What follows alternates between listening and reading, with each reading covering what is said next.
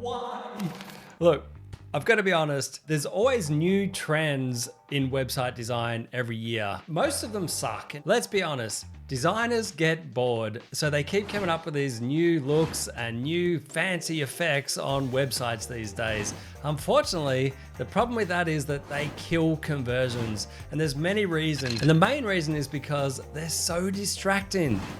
When you have all these animation and parallax effects and things flying in from the side and interactivity where 3D objects are moving all over the screen, you don't know where to look, it's taking your eyes off the actual copy, and the graphics are just getting in the way of conversions. They confuse people and they really annoy repeat visitors. Sure, they may be fancy and they may look good to the designer and you may win a design award, but the million-dollar question is, will it bring conversions to a small business? For the most part, the answer is no. So whenever you get drawn in by a new design trend that you think looks really cool, just think twice before you implement it, because it can tank your conversions. Okay, there's a new website design trend called playful animation. These quirky, eye-catching touches can add enormous personality to your website. However, use them sparingly or risk distracting your visitors from the real goal, which is taking action on your website, converting them from a cold visitor into a hot lead and sale.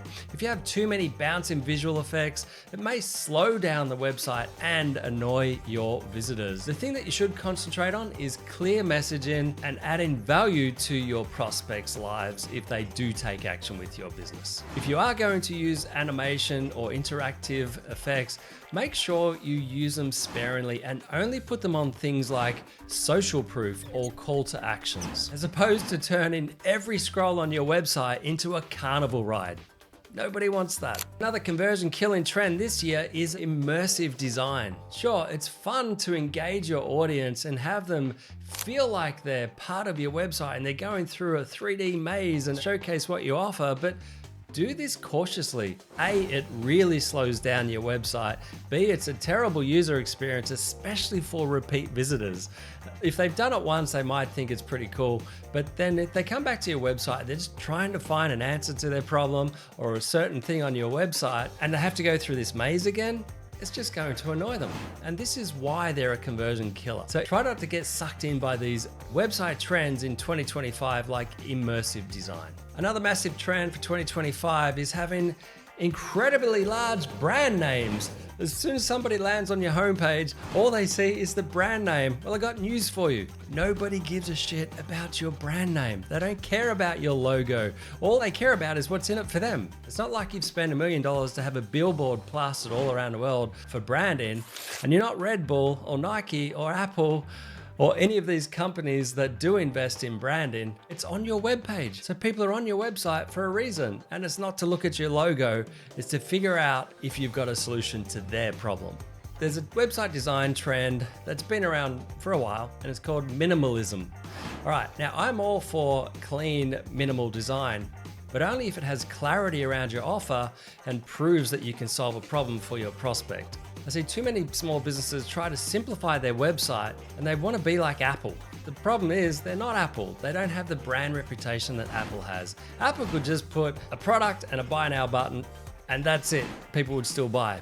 But if you're a small business, you're a challenger brand, you don't have the reputation in your marketplace, so you want to explain clearly what is unique about your offer and how people can benefit from it, and prove that you're the trusted authority to deliver the solution.